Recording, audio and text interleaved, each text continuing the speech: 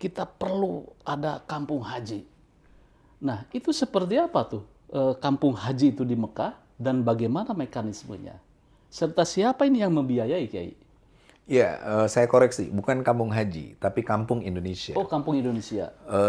Kampung Indonesia, dan itu yang kemarin digaungkan oleh Presiden Prabowo. Maka PKB menjadi pihak pertama yang mendukung apa yang dikatakan oleh Pak Prabowo, Presiden, bahwa kita butuh kampung Indonesia. Dulu, beberapa bulan sebelum lengsernya Soeharto, kita sudah mulai itu bagaimana pemerintah Indonesia punya hotel tertentu di Madinah. Jadi kalau ini adalah makam Baqi, itu hanya beberapa ratus meter dari makam Baqi, itu ada satu hotel yang akan dibeli atau paling tidak disewa oleh Indonesia. Ya, apakah ini mungkin ini? Sangat mungkin, karena ada Presiden sudah bilang ke Muhammad bin Salman, nah pilihannya dua, ada yang memang kita menggunakan hotel yang ada, atau membangun baru. Oke, berarti kan ini terkait terhadap regulasi atau keuangan yang dikelola oleh BPKH, begitu kan ya? Apa namanya? Iya, itu otomatis. Nah, apakah ini apa tidak menyalahi ini kalau umpamanya investasi hotel atau sewa sampai 10 tahun di sana? Tidak menyalahi, asal regulasinya diganti. Oh, regulasinya tapi belum ada kan sekarang? Sekarang kan lagi dibahas. Oh, saya ini adalah panja untuk revisi Undang-Undang Haji dan BPKH. Nah, kita akan memasukkan itu. Assalamualaikum warahmatullahi wabarakatuh. Pemirsa Peresua TV, satu hal podcast ini sangat menarik. Kenapa? Dengan sosok yang kompeten tentang haji, yaitu Kiai Maman Imanul Haq. Bagaimana kabarnya, Kiai? Baik, alhamdulillah Mas Yusuf. Udah lama ya saya nggak di podcast pada Suka TV. Harus nanti podcast, apalagi nanti ada Firja Hussein. Oh iya. Sebelumnya saya mengucapkan selamat, Kiai.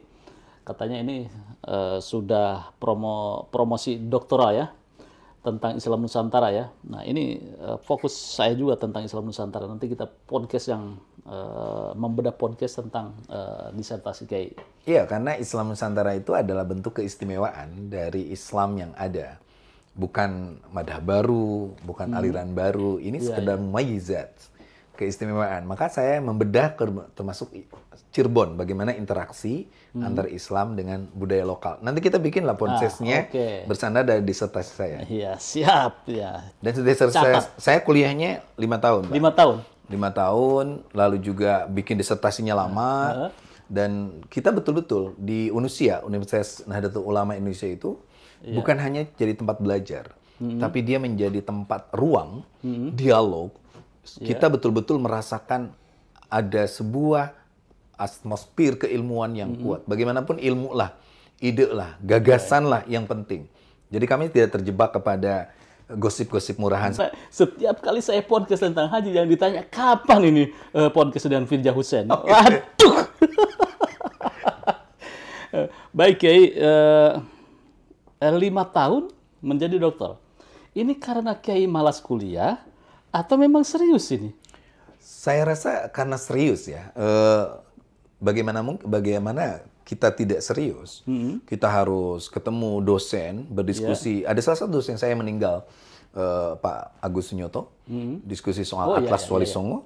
Lalu saya punya dosen orang Malaysia, di mana kita diskusi bagaimana Islam Nusantara itu menjadi spirit untuk sebuah kawasan yang begitu besar, bukan hanya Indonesia. Lalu saya pun dibimbing misalnya oleh Pak Suedi dan juga Mas Sastro dan lain sebagainya. Jadi berkali-kali saya ajukan proposal, lalu diskusi, lalu kita rubah lagi, sampai akhirnya kita menemukan format. Yang terpenting itu kan visual analysisnya, bahwa ada interaksi antara Islam dengan budaya lokal. Lalu saya pakai analisanya Time B tentang apa yang disebut dengan respon dan tantangan, lalu juga tentang creative minority, bagaimana tokoh-tokoh besar seperti Sunan Gunung Jati, lalu juga di beberapa tempat para kiai, dan akhirnya kita pakai tentang apa yang disebut oleh Karl Popper. Karl Popper itu falsifikasi, open society dan sebagainya, dan itu jangan diragukan.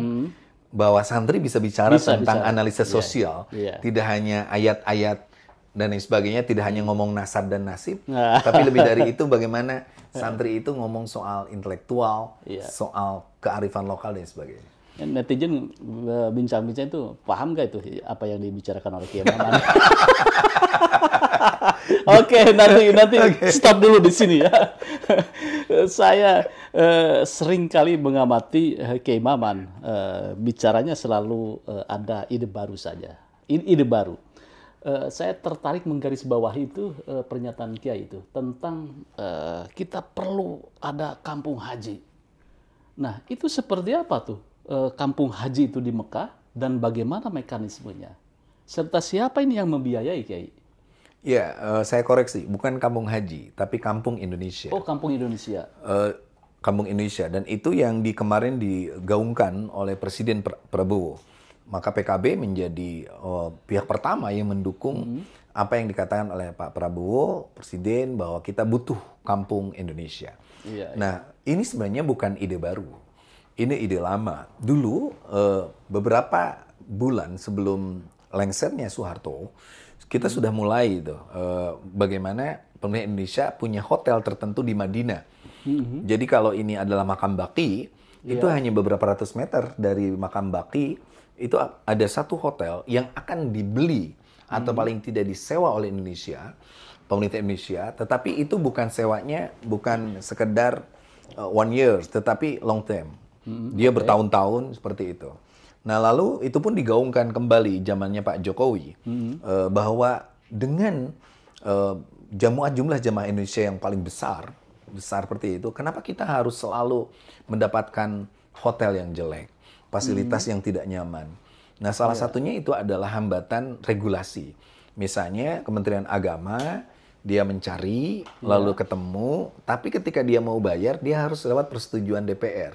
Setelah DPR memutuskan, lalu nunggu dulu surat presiden.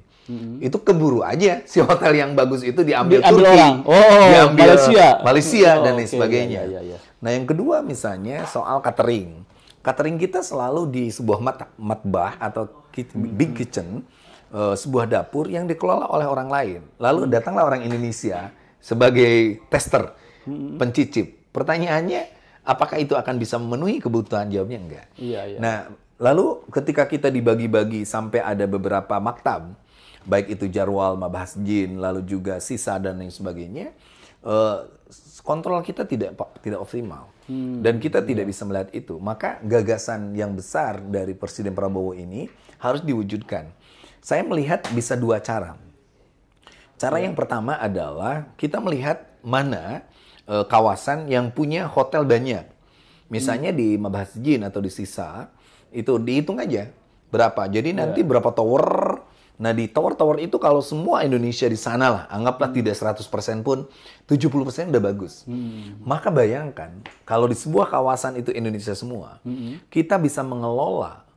Pertama adalah dapur-dapur Indonesia. Dengan makanan-makanan Padang, Sunda, Jawa, dan sebagainya. Yang kedua, di sana akan disediakan poliklinik khas Indonesia. Orang Indonesia itu kan nggak sulit. Kita tahu bahwa orang Indonesia itu kalau pusing ya dia ambil bodrek lah, ambil apa? Puyer. Arab Saudi nggak? Arab Saudi standarnya Amerika. Jadi kalau kita sakit, puyeng langsung. Itu diperiksanya apa riwayat hidup, penyakit Anda, bagaimana ini, bagaimana darahnya. Ngerokok tidak. Terlalu rumit bagi Indonesia. Indonesia tuh nggak, sakit perut ambil daun jambu selesai. Nah, kearifan lokal itu yang perlu. Nah, di sana pun kita bisa melakukan bimbingan ibadah. Bimbingan ibadah. Berapa orang jamaah haji Indonesia yang meninggalkan sholat karena nggak tahu ilmunya? Apalagi Indonesia kan, misalnya dia berangkat dari rumah jam 7 pagi, setelah itu dilepas sama kepala desa, dilepas ke camat, dilepas bupati. Setelah itu baru ketemu di asrama haji jam 7 malam. Saya tanya, kalian sholat duhur asar nggak? Enggak. Nah, di sanalah puncak di mana kita bisa mengumpulkan begitu banyak dengan kurikulum manasik yang lebih baik. Jadi manasiknya itu di sana. Karena ada masa tunggu yang lumayan lama menuju puncak haji. Baca Qur'annya bisa bareng, lalu ada pengajian tafsir. Menteri Agama yang sekarang kan sangat filosofis kalau ngomongin haji. Kayak gitu. Nah, saya ingin mengatakan bahwa itu pas. Kalau pas sambil nunggu puncak haji, ketika tanggal 8 kita udah mulai persiapan, sebagian malah sudah mulai ke Mina, lalu tanggal 9 sudah masuk Arafah, lalu kita melakukan wukuf dan sebagainya di sana. Nah, lalu kita bisa melihat juga di sana kita bisa bikin toko oleh-oleh khas Indonesia. Itu yang selalu dikatakan oleh presiden itu. Feedback-nya apa sih? Oke. Ada 20 triliun uang Indonesia yang ke sana. Lalu apa yang didapatkan oleh kita? Iya. Nah, itu kampung haji ini akan sangat mengoptimalkan kemabruran haji Indonesia, dan juga pelaksanaan haji ini akan menghasilkan profit yang sangat besar bagi pemerintah Indonesia. Ya, apakah ini mungkin ini? Sangat mungkin, karena ada presiden sudah bilang ke Muhammad bin Salman. Nah, pilihannya dua. Ada yang memang kita menggunakan hotel yang ada atau membangun baru. Cuman DPR wanti-wanti, kalau membangun baru sebaiknya investornya Arab Saudi aja. Karena Arab Saudi itu, ini soal besar loh ya. Bayangkan kita membutuhkan kamar sekitar 210 ribu orang, lalu dibagi untuk per kamar misalnya 4 atau 3 dan sebagainya. Nah, lalu kalau ditanya apakah hotel itu akan berguna ketika tidak ada haji, jawabnya berguna. Karena itu untuk umroh. Umroh itu ya. Untuk umroh. Jadi kita jangan terlalu berpikir umroh itu selalu dekat dengan Masjidil Haram. Kalau kita punya kampung haji, maka semua yang umroh bisa di situ. Bisa di situ. Walaupun agak jauh dari Masjidil Haram, tapi kan bisa pakai kendaraan. Seperti itu. Dan tetap nyaman. Ya, kalau sekarang katakan kampung haji atau kampung Indonesia di situ, itu regulasinya itu seperti apa, Kiai? Kita tetap bahwa itu adalah di daerah kawasan Arab Saudi atau Mekah ya, di mana seluruh otoritas itu berhak untuk tetap mengawasi dan lain sebagainya. Pihak Indonesia hanya mengarahkan di sana, menempatkan, memberikan bimbingan, memberikan juga layanan yang terbaik, baik itu kesehatan, termasuk juga makanan, dan lain sebagainya. Saya rasa kampung Indonesia ini sangat-sangat prospeksional ke depan, sehingga jemaah haji Indonesia akan menemukan sebuah format haji dan umroh terbaiknya. Iya. Selama ini kan terpencar-pencar di mana-mana gitu. Itu yang membuat jamaah haji kadang-kadang merasa terasing, kemudian ada yang nyasar. Kemarin tempoh hari ada kakek-kakek gitu ya yang lupa mungkin jalan pulang. Dan dia nggak mau diingetin kan. Iya.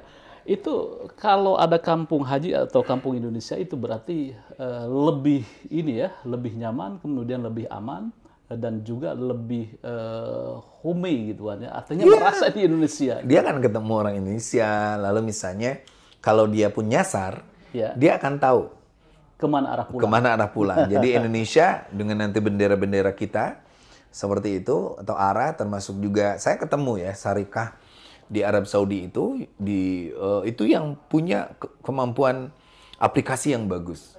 Dia sudah bisa membuat aplikasi berapa kamar yang dibutuhkan Indonesia, lalu di kamar berapa, ketersediaan ranjangnya dan sebagainya, itu sangat bagus sekali. Jadi kalau nanti Indonesia punya kampung itu dengan aplikasi yang dimiliki oleh syarikah itu, tetap syarikah kan yang ngawasinya, kayak gitu, maka tingkat ketersesatan, tingkat kebingungan itu akan diminimalisir. Di satu sisi lain kesehatan akan optimal dan profitnya dapat. Ya, ini uangnya uang siapa ini untuk investasi itu, Kiai?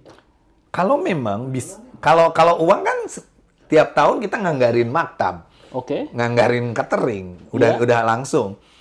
Jadi tidak perlu lagi ini. Kecuali kalau membangun, apakah membangun baru itu memakai uang Indonesia? Ataukah ada investor Arab Saudi, pemerintah Arab Saudi yang boleh ditempati oleh kita? Saya rasa pilihan pertama yang akan dipakai, karena tidak perlu banyak ngeluarin dana, lalu otomatis tuh, misalnya Kasbiyah namanya. Kasbiyah itu lelang ya. Misalnya kita sudah dapat nih di kawasan tertentu, kayak gitu. Itu kita bisa bayar untuk 10 tahun, 20 tahun. Itu akan lebih murah. Jadi bukan hanya maktab, aftur pun untuk pesawat. Karena kan komponen terbesar haji itu penerbangan. Komponen terbesar penerbangan itu aftur. Kalau aftur kita beli dari awal, itu tidak kena inflasi. Dan itu akan lebih murah. Iya. Oke, berarti kan ini terkait terhadap regulasi atau keuangan yang dikelola oleh BPKH, begitu kan ya? Apa namanya? Iya, itu situasinya. otomatis, betul. Nah, apakah ini apa tidak menyalahi ini kalau umpamanya investasi hotel atau sewa sampai 10 tahun di sana? Tidak menyalahi, asal regulasinya diganti. Oh, regulasinya tapi belum ada kan sekarang? Sekarang kan lagi dibahas. Oh, lagi Saya ini direvisi. adalah panja untuk revisi Undang-Undang Haji dan BPKH. Ya, ya. Nah, kita akan memasukkan itu. Jadi esensi dari revisi ini adalah memungkinkan pihak BPKH untuk Melakukan sewa secara long terms, long years, Iya, kayak iya, gitu. Dan itu ada kepastian. Saya pikir misalnya ya, kalau kita bisa untuk 10 tahun ya, jangan lama-lama. 10 tahun.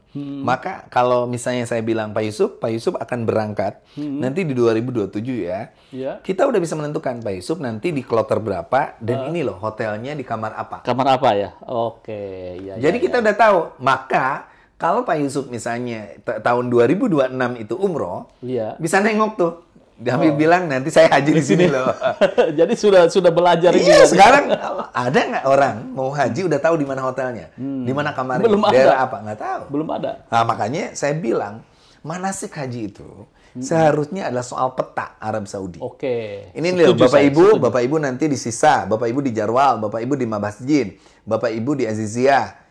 Nah, nanti ada hotelnya ya, ini nih. Nah, ini loh, Ka'bah ini ke hotel ini begini. Bayangin, Pak. Nanti kalau ibu-ibu bapak nyasar ke sini, beloknya ke sini ya. Bayangkan, Pak. Itu nggak ada tuh. Mana sih tuh isinya doa terus dan doa. Sabar dan syukur. Padahal itu Coba. ibadah fisik yang ketika dari Masjidil Haram ke Betul. Yang penting itu menurut saya hotel manasik pun. satu soal kesehatan. Bapak Ibu olahraga, makanan dijaga. Bapak Ibu nanti kalau ini dan sebagainya. Yang kedua gini, Bapak Ibu kalau naik pesawat, naik pesawatnya jangan terlalu banyak jinjingan, lalu pakai seat belt. Jadi jangan ada peristiwa. Saya ulang-ulang nih cerita ini, Mas Yusuf. Iya. Ada orang ketika orang lain turun di Jeddah, dia nggak mau turun sama istrinya. Sampai si pembimbingnya itu kebingungan, panggillah saya. Saya bilang, kenapa Pak? Saya ini banyak dosa Pak Maman. Karena kami diberi harta berlimpah, tapi ditahan harta itu, tidak zakat, tidak infak. Gara-gara itu kami tertahan di kursi ini, tidak bisa keluar.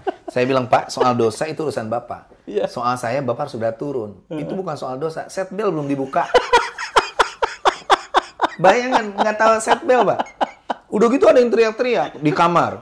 Ya Allah. Seat belt itu pengikat ini nih, pemirsa itu. Iya. Jadi Belum dibuka.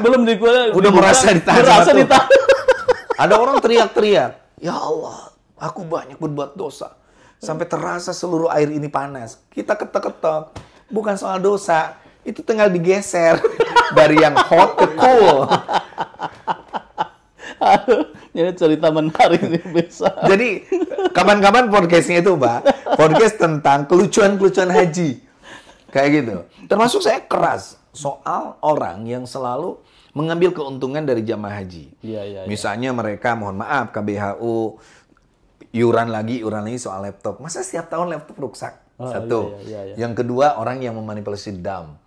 DAM itu dikumpulin, Oke. tapi DAM itu nggak dipakai, Pak. DAM itu dijual ke restoran, disembelih. Kalau itu harga DAM, harganya misalnya 1 juta misalnya, dia hanya bayar separuhnya. Ini murah.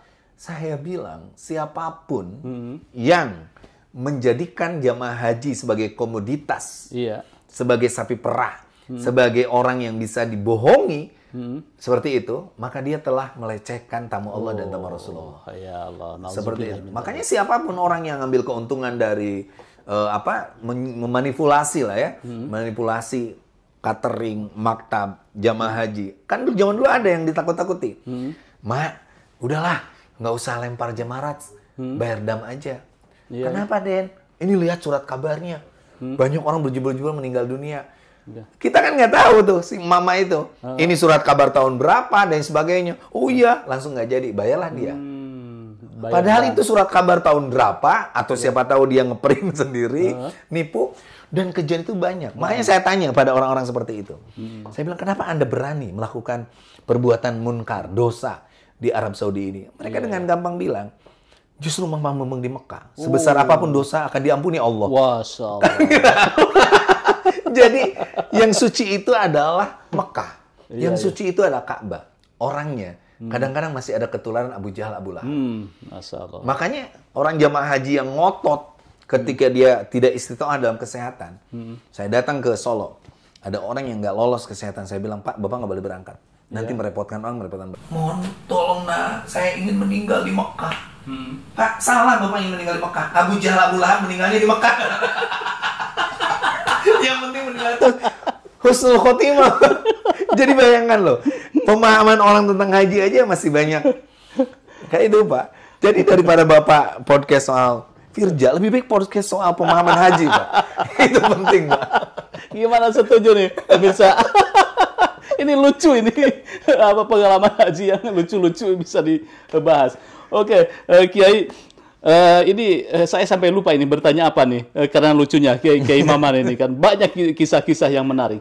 Baik, kembali lagi Kiai tadi tentang kampung haji. Saya setuju, saya kira ini kampung haji atau kampung Indonesia banyak manfaatnya dibanding mudaratnya, sehingga hal-hal yang kecil atau sasar-sasar seperti tadi gitu ya, yang berada di informasi ya, dapat informasi itu akan dieliminir. Persoalannya kira-kira ini Kiai bisa terrealisir ini kapan ini?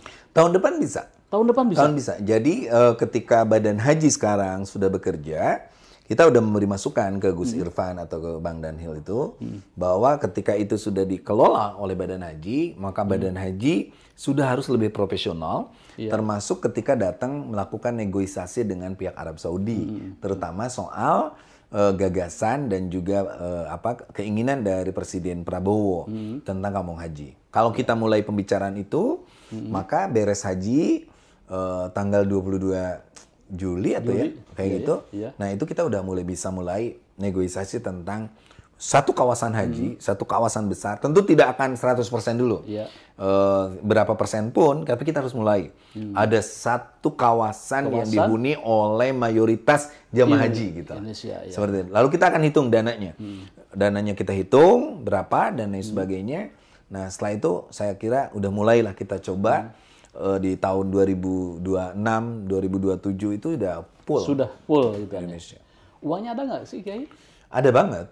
Bukankah kita setiap tahun bisa ngeluarin uang untuk penyelenggaraan haji ini? Kalau kita ngitung secara keseluruhan itu kan 20 triliun ditambah untuk anggaran PHU dan lain sebagainya, APBN lah maksudnya, itu 1,2 triliun. Sementara kita tahu BPKH punya 180 triliun. Oh, luar biasa. Kalau 181 triliun atau 170 triliun itu beli kerupuk sampai mana itu, Kiai? Iya, kalau Mas Yusuf punya uang 1 triliun, lalu setiap bulan mengeluarkan 1 miliar, itu cukup untuk 73 tahun. Kalau Mas Yusuf punya uang 1 triliun, lalu ingin membangun jalan kapasitas Denles itu bisa membuat jalan 123 km. Kalau punya uang 1 triliun, lalu kita mencetak sawah baru, itu kita bisa membuat 120 hektar untuk sawah baru. Luar biasa. Jadi artinya uang ada, kemudian regulasi sedang dibuat, tinggal bagaimana realisasinya. Bagaimana Pak Prabowo? Nanti kalau peresmian di sana ngundang Kiai Maman, atau kalau Kiai Maman nggak diundang nggak apa-apa lah, saya aja lah. Tapi kita harus berterima kasih ya kepada Gus Muhaimin, waktu beliau jadi wakil ketua DPR bidang Kesra, beliaulah yang memulai tradisi untuk memisahkan pelaksanaan atau pengawasan haji, asalnya dari Bersatu Kemenag, sekarang khusus DPR RI. Lalu itu disempurnakan oleh Pak Cucun, sehingga kita bisa lebih leluasa mengevaluasi haji itu, termasuk juga soal ide ini. Saya rasa harusnya pada Suka TV menjadi bagian media yang tidak boleh ditinggalkan setiap pengawasan. Bagaimana ini Gus Muhaimin, Pak Prabowo, Pak Cucun? Usulan menarik dari Kiai Maman. Dan bagaimana menurut netizen? Setuju nggak? Setujulah, setuju. Terima kasih Kiai Maman. Luar biasa ini podcast yang hangat ini, informatif kemudian solutif. Dan ini saya yakin kalau kampung haji atau kampung Indonesia terwujud, saya kira tidak ada drama tersesat, drama kemudian ada orang yang istilahnya pisah antara suami dan istri dan lain sebagainya. ini adalah solusi cerdas dan perlu didukung. Bagaimana menurut Anda? Terima kasih. Jangan lupa like, share, subscribe pada Suara TV. Wassalamualaikum warahmatullahi wabarakatuh. Waalaikumsalam warahmatullahi wabarakatuh. Terima kasih, Pak Kiai. Terima kasih.